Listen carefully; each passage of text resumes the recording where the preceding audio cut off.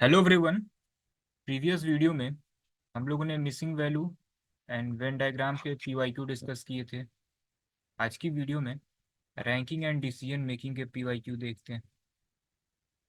देखिए, first question है कि in a maths class student वे are given a surprise test of 3 question to be solve in 15 minute. These question were of different difficulty level and score different mark. Based on the following information, find out how many students score 12 marks. Okay. Difficult question score 10 marks, while medium and easy question score 5 and 2 marks.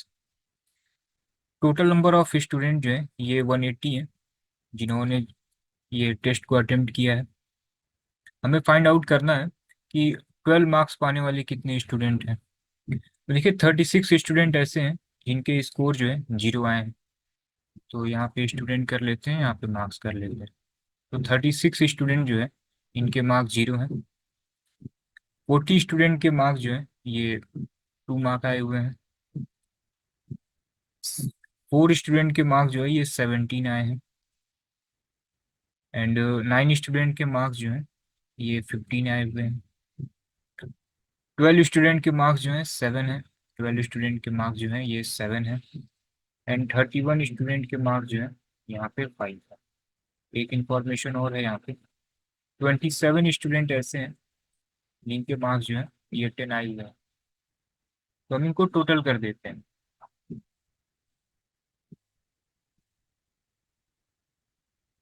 ठीक है ना। तो देखिए total 180 student ने test attempt किया है। इसमें से 159 ऐसे स्टूडेंट हैं जिनके मार्क्स 0 से लेकर 17 तक हैं। इसमें 159 ऐसे स्टूडेंट हैं जिनके मार्क्स 12 नहीं है। तो जो रिमेनिंग स्टूडेंट होंगे उन्हीं के मार्क्स जो है 12 होंगे। तो 180 से 159 को माइनस करिए, कितना हो जाएगा 21। तो option D will be the right answer. Simple था। नेक्स्ट क्वेश्चन देखिए। In a row of 74 people, A is 19 from the left and B is 22nd from the right. Find the number of people sitting between A and B. देखिए A की left से position क्या है, ये है 19 position. And B की right से position क्या है, that is 22nd। Total number of student कितने हैं, 74। तो बीच में कितने स्टूडेंट होंगे, 74 माइनस 19 माइनस 22। तो 74 minus 41 that is 33। Option C will be the right answer. Next question देखिए। 5 station P, Q, R, S and T are located on a highway, not necessary in same order. Q is in the middle station, which is towards the immediate left of R. देखिए total जो है 5 station है। Q जो है ये middle में है and immediate left of R, तो ये R के ठीक लेफ्ट में है। S is not the first station, but it's towards the left of Q. तो R जो है ना ये फर्स्ट पोजीशन पे नहीं है, सॉरी S जो है ना ये फर्स्ट पोजीशन पे नहीं है और ये Q के लेफ्ट में है। तो S कहाँ पे होगा, यहाँ पे होगा। T is towards the right of S, तो फिर T की पोजीशन यहाँ पे हो जाएगी, देन P यहाँ पे हो जाएगा। ठीक है ना। Which station is located to the immediate left of S, that is P. Station P, option A will be the right answer. Simple. Next question देखिए। Which of the following is exactly midway between the sixth element from the right, sixth right, that is P, and eighth element from the left, that is 4. इनके बीच में कितने हैं, 1 2 3 4 5 6 7 8 9 10 11, 11 है। Six जो है six position पे जो होगा वो मिडिल में होगा, 1 2 3 4 5 6। जे जो है ये सबसे बीच में है, तो B will be the right answer. Next question देखिए, ये डिसीजन मेकिंग का क्वेश्चन है। You are the sales manager of a leading elevator brand. You missed your promotion last year and your manager did not give you the promised salary. You had applied for the job in other company but did not receive any good offer. The sales director of one of the company that you had interviewed with called you up and asked if it would be possible for you to share the lead that you are generating for your company. He promised to give the double commission that you are getting at your existing company. Tell him that you will do it, but only if he agree to give you 4 times the commission you get at your existing company. तो देखिए, lead share करना जो है ये ethical नहीं होगा। ये commission 4 times रहे या 10 टाइम्स रहे, तो जो भी चीज़ें जो है अनइथिकल हैं उसे हमें करना ही नहीं है। Next, inform him that you will not do so though you want to, as you are afraid that you might get caught and lose your job. अगर आप पकड़े ना भी जाएं और जॉब के जाने का डर भी ना हो ना, तो भी हमें ये नहीं करना। अनएथिकल चीज़ें करनी ही नहीं है। Next, agree to his proposal to get back at your manager and earn some extra money in the process. Consideration में कुछ भी मिले, अगर अनएथिकल है तो हमें एक्सेप्ट नहीं करना, तो ये भी गलत हो जाएगा, ये भी नहीं करना। Next, ask him for the job that you had interviewed for if you can get him a sufficient number of lead. नहीं, कंसिडरेशन में कुछ भी मिले, पैसे मिले, जॉब मिले, हमें एक्सेप्ट ही नहीं करना, अनएथिकल चीज़ें करनी ही नहीं है। Reject his proposal as it is not ethical, ये सही है। Next, people nowadays feel comfortable using private buses rather than using government buses for long distance journey.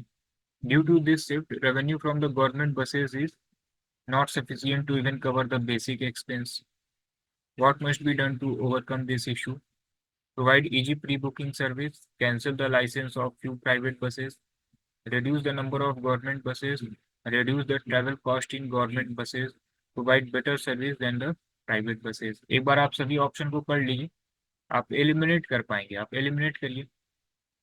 Cancel the licence of few private buses, ये तो हमें बिल्कुल नहीं करना, ठीक है ना। पब्लिक अगर प्राइवेट बसेस को सेलेक्ट कर रही है तो हमें गवर्नमेंट जो बसेस हैं इसमें फैसिलिटी इंक्रीज करनी चाहिए। Provide better service than the private buses, अगर हम सर्विस अगर अच्छी कर दें तो फिर पब्लिक गवर्नमेंट बस को प्रिफर करेगी, ठीक है ना। ये तो इसी में इंक्लूड हो जाएगा, ऑप्शन ए जो है ये ऑप्शन ई में ही इंक्लूड है। Provide easy pre booking service, reduce the number of government buses, ये करेक्ट मेजर नहीं है, हमें सर्विस ही अच्छी कर देंगे, ठीक है ना। तो option E will be the right answer. Next question देखिए, you are working with PFS and are visiting a college for the campus recruitment drive of your company. You are interviewing a candidate who has not only scored 95% and above throughout his academic career, but has also been a regular participant of different extracurricular activity. The same candidate has topped the selection test. During the interview, you realize that the candidate is not comfortable conversing in English and lack communication skill. What should you do? Hire him for a few days and then let him go. ये तो हमें नहीं करना, क्योंकि इसमें फिर दोनों का ही लॉस होगा। कंपनी जो है हायर करेगी, स्टार्टिंग में ट्रेनिंग पे खर्च करेगी, फिर बाद में छोड़ देगी, तो कंपनी का ही लॉस होना है। एंड नेक्स्ट कैंडिडेट के लिए भी लॉस है, हो सकता है कि वो किसी और कंपनी में अप्लाई करता, ठीक है ना, जहाँ पे जो उसके पास स्किल है वहाँ पे उसको प्लेसमेंट मिल जाती, ये गलत होगा। Ask him to improve his English and apply again, promising him help when he apply next. अब इसकी कोई गारंटी नहीं है कि वो फिर से उस कंपनी में अप्लाई करेगा कि नहीं, ठीक है ना। सब कुछ तो इसका परफेक्ट है, लेकिन एक केवल कम्युनिकेशन स्किल जो है ये मैटर कर रहा है। Hire him and provide the necessary training as he also come across as being smart and confident, ये बिल्कुल सही है। क्यों? क्योंकि हमें जो चाहिए था सब कुछ है, एक कम्युनिकेशन स्किल जो है ये लैक कर रहा है, और ये भी एक प्रॉपर ट्रेनिंग के साथ जो है इसको इम्प्रूव किया जा सकता है, तो ऑप्शन सी जो है सही है। नेक्स्ट क्वेश्चन देखते हैं, due to lack of onion production in country X, there was a price hike of 15% over the last year. This had reduced the sale of onion and had forced the onion grower to grow other crops. One of the reasons for the inflation was high cost of production for onion. Also, the middleman created a lot of hurdles as the farmer tried to sell the crop directly to the market. क्या step लेना चाहिए इसमें?